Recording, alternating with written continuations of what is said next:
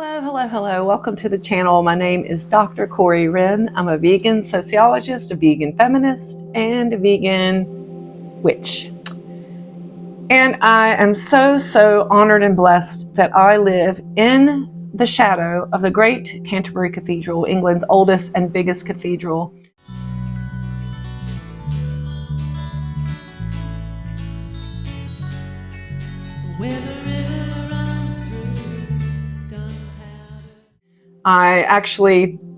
My desk faces right out this window onto some beautiful old medieval buildings and the cathedral itself. And when the cathedral rings its bells, it's 7:50 in the morning and usually 5:20 in the afternoon, and then 8:45, 50 in the evening, I hear it all. And it's really sweet. So time is always marked by the cathedral.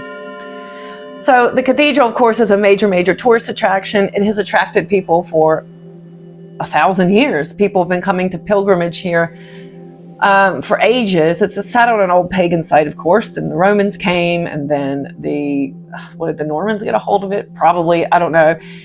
It's gone through many changes over the years. The English Civil War destroyed quite a lot of it. The Blitz destroyed quite a lot of it, but it holds strong. When people usually come to the cathedral, they're there for the history. They want to see where Thomas Becket was killed. They want to see the old stained glass. All these things are great. But one of the things that most people don't even know exists at the cathedral is the old herb garden. Now, I say old, but it's not actually old. It's a recreation of what they believe the monks would have used. But it's beautifully cared for. And as soon as I moved here, when I first went to the cathedral, I sought out that herb garden because, you know me, witchy me, herby me, I need to go check this out. And that was really at the beginning when I was really starting to become more fluent in herbs and being able to identify them and work with them. Because before that, I had been living in New Jersey in this horrible apartment complex in Ocean County, New Jersey. It was just a miserable place. And you're really disconnected in that urban setting. You're really disconnected from this stuff. But here in England, you can just walk down country roads and easily. And like outside Canterbury, if you walk 2 miles outside of Canterbury, you're in the middle of the country. So anyway, let me show you around. There's so many beautiful plants here. Some of them I recognize, some of them I don't recognize. So let's walk around and see if you can guess what some of these are. But isn't this so cool? I think this is such an insider secret. If you're visiting Canterbury, if you're specifically visiting the cathedral, of course, most people don't even know about the herb garden. And I'm such a fan of this herb garden. I'm always talking about it to people. And so many people respond with, well, I didn't know they had an herb garden. But yes, indeed, the herb garden there is a recreation of what they believe the monks would have used in the Middle Ages. There are herbs there for culinary uses. There are herbs there for medicinal uses. But nothing, of course, can compare to this beautiful array of lemon balm. Like, that's probably my favorite thing in this. It's just gorgeous, isn't it?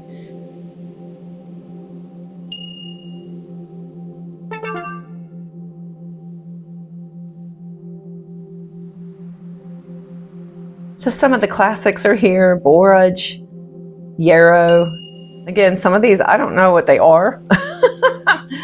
But it's exciting because it's nice that you don't know everything and there's still some things to learn.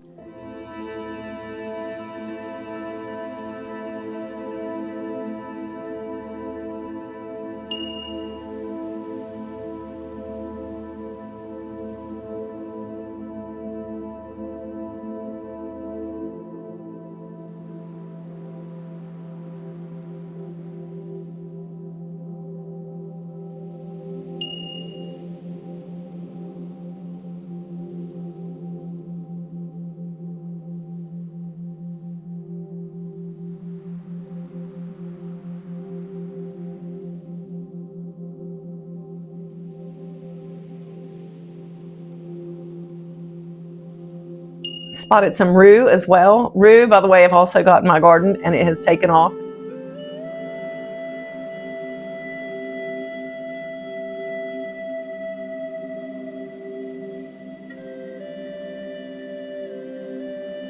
The peppermint, this is really easy to grow as well.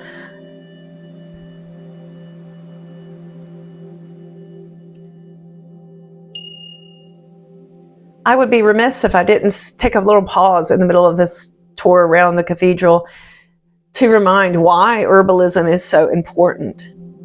The vegan feminists of the 20th century, the vegan or vegetarian feminists of the 19th century, they also were very keen on nature as a preventative medicine, or even nature as a cure.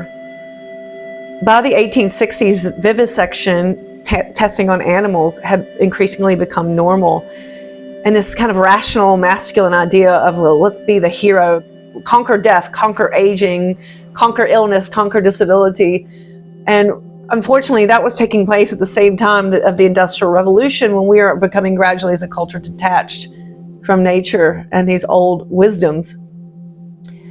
So early feminists were arguing that instead of torturing animals in all these horrible ways, and by the way, if you weren't aware, vivisection testing on animals is really bad science. We have lots of research now conducted by people who do vivisection themselves that demonstrates that it is very poor research, it has very low reliability, and we have much more reliable alternatives.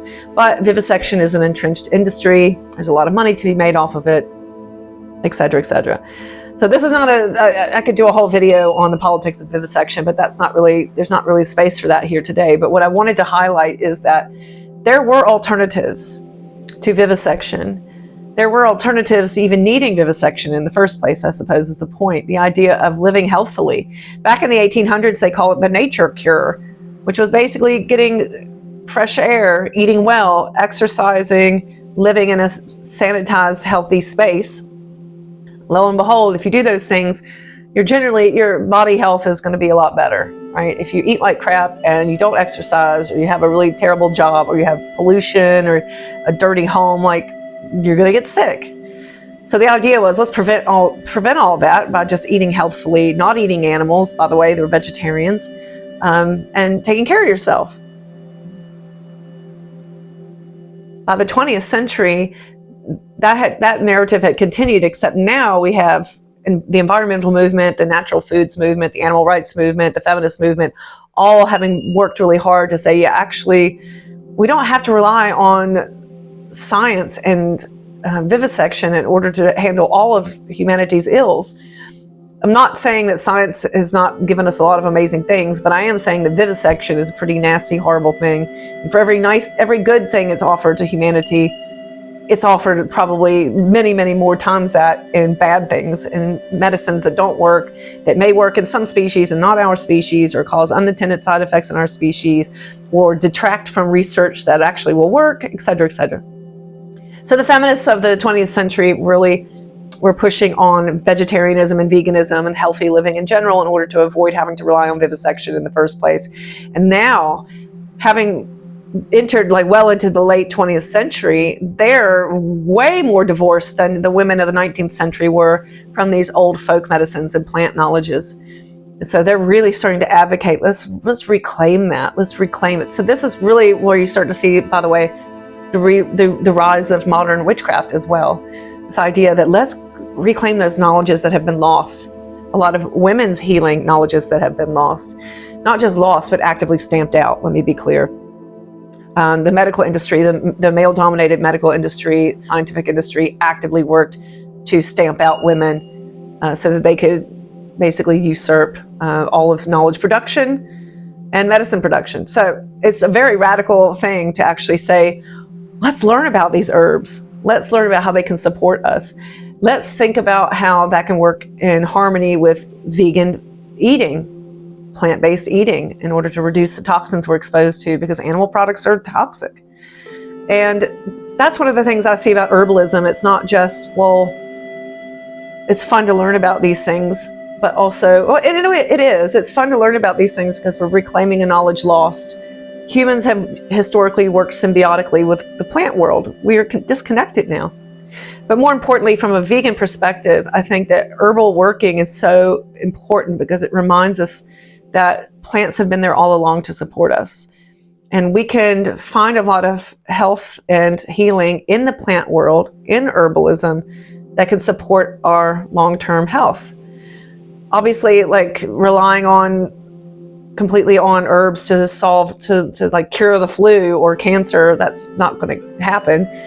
But the idea is like, as a theory, to start thinking about how can we reclaim our legacy of working alongside plants and finding nourishment from plants, and not just going to herbs and say, I'll drink a tea from that and fix it. But like I said, eating plants. So not just the peppermint and the lemon balm, but also broccoli and kale. Those are also plants that sustain our health. So I think herbalism should work very much so in congruence with vegan eating. And this is how you really tap into the magic of healing and the tapping into the magic of being connected to the earth, like tapping back into after we've been cut off for 200 years. So that's my spiel on it, right? So I think that this is more than just, I like to look at peppermint and lemon balm is my favorite. This is about a radical reclaiming of our plant connection. So let me know what you think. Like, if you come to Canterbury, you've got to come to this beautiful herb garden. Like you see here, I have it all to myself. That's often the case because not everybody knows that it's here. Not everybody has an interest in plant magic. And this just goes to show like how detached most of us have become from this legacy humans have had with plants as healers and as feeders. It's been very, very important for us as humans across history. And yet within just a few generations, most of us have become divorced from that. So how empowering and magical it is when we start to pay attention again. If you like this video, I've got lots more on herbs. So be sure to check those out and let me know what you think. And thanks for watching. Blessed be.